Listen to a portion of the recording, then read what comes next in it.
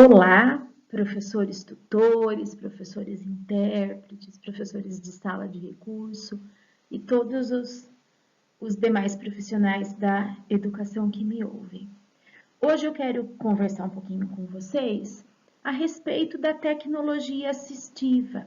Nós vamos fazer alguns vídeos a respeito de tecnologia assistiva e dentro da tecnologia assistiva eu escolhi hoje um elemento que é a comunicação alternativa. A comunicação alternativa ela é conhecida também como comunicação aumentativa ou suplementar.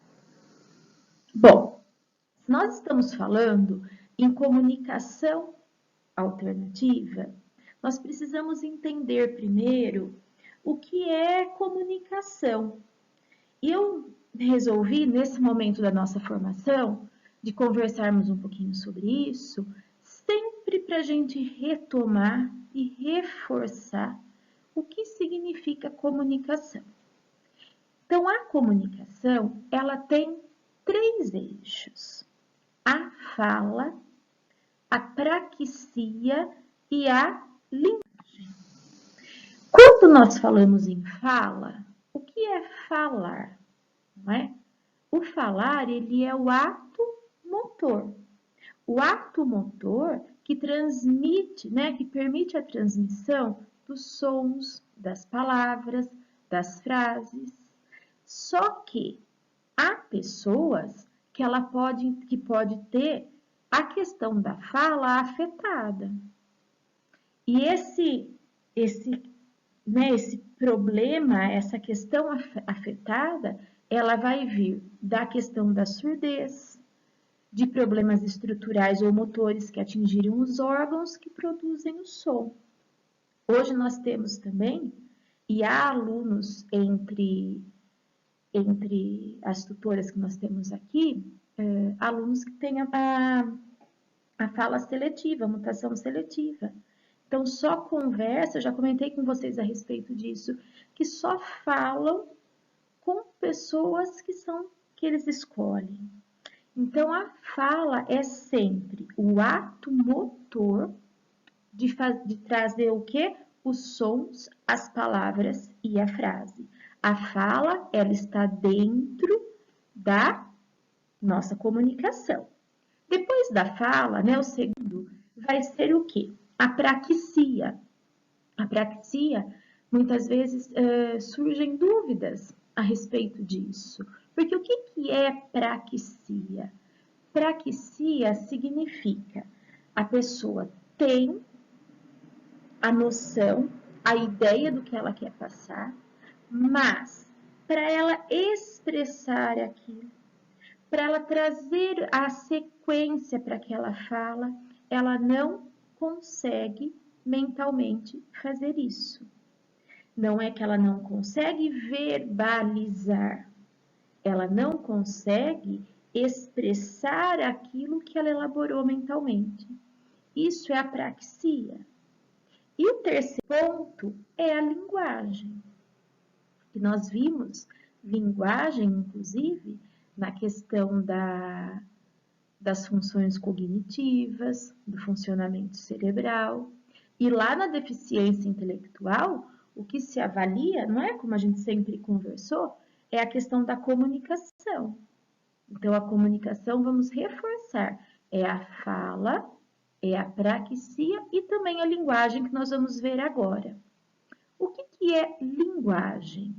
É o instrumento da comunicação oral. A linguagem, ela é dividida em 4 áreas. A fonológica, que é o que se distingue, som, letra, sílaba. A semântica, que é o significado, as palavras. A sintática, que é a questão da coerência. E um outro ponto muito importante da nossa linguagem também é a pragmática, que é adaptar a linguagem ao contexto social.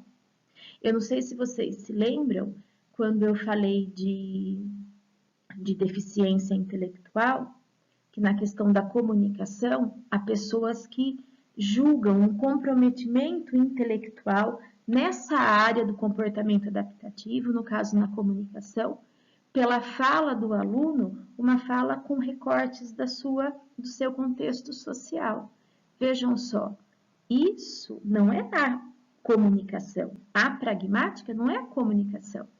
Essa adequação de linguagem ao contexto social, ela é um dos campos da comunicação.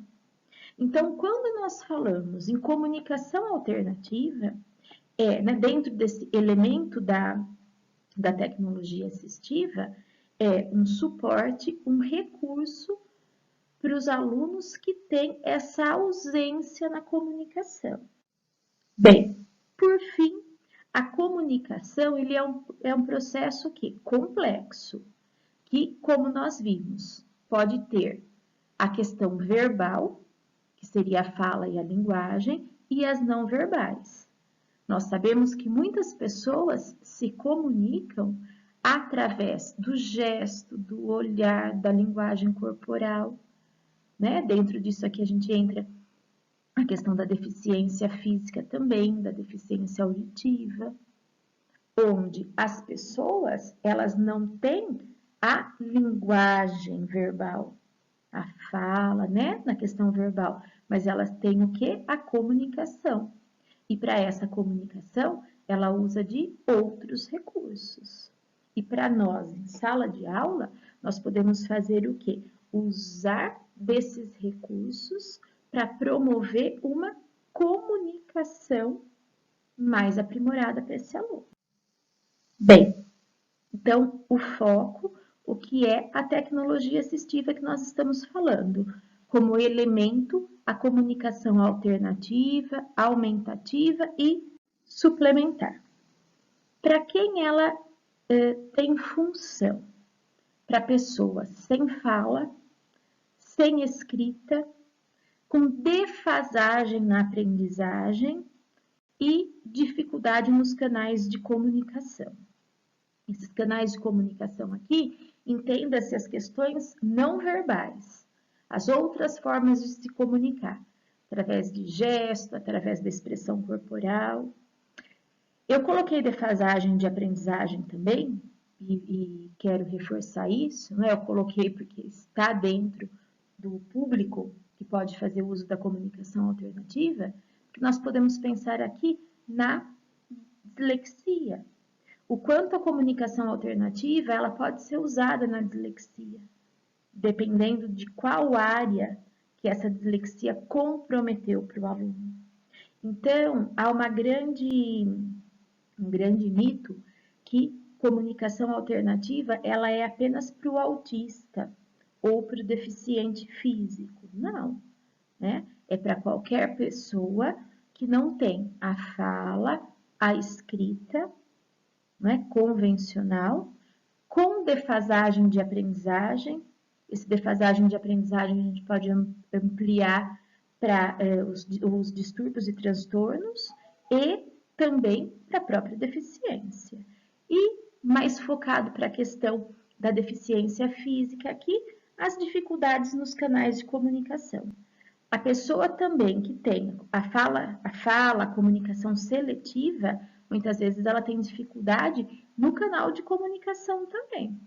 Então, a expressão é praticamente zero dessa pessoa. E para o autista também, né? Muitas vezes ele tem essa dificuldade no canal de comunicação. Então, vai ser através de um som que ele vai se expressar. Se ele tem a dificuldade no canal de comunicação, esse som muitas vezes não vai sair. Então, uma comunicação alternativa acaba sendo, né, uma boa forma de trabalho, de recurso. E finalizando essa primeira parte do nosso vídeo, eu quero reforçar com vocês uma questão da comunicação alternativa, que é um mito, né? Muitas pessoas falam que o uso da comunicação alternativa, ela deixa a criança mal acostumada e ela não se esforça tanto para a fala. E isso, ele é um mito mesmo. Eu até coloquei aqui essa questão, ó, do bem trabalhado. O que seria esse bem trabalhado? É quando eu faço uso dos cartões de comunicação, das imagens para comunicação, mas eu reforço sempre a fala. Eu acho que o que a gente tem que ter em mente quando pensamos em fazer uso da comunicação alternativa são meios para que eu ajude essa criança a vir a desenvolver a fala. Então, eu apresento uma imagem e no próximo vídeo nós vamos ver bastante essa questão do que são, né, esses recursos que eu tenho na comunicação alternativa. Eu uso a imagem, mas sempre tentando explorar com ele o que é isso. Vamos falar para mim?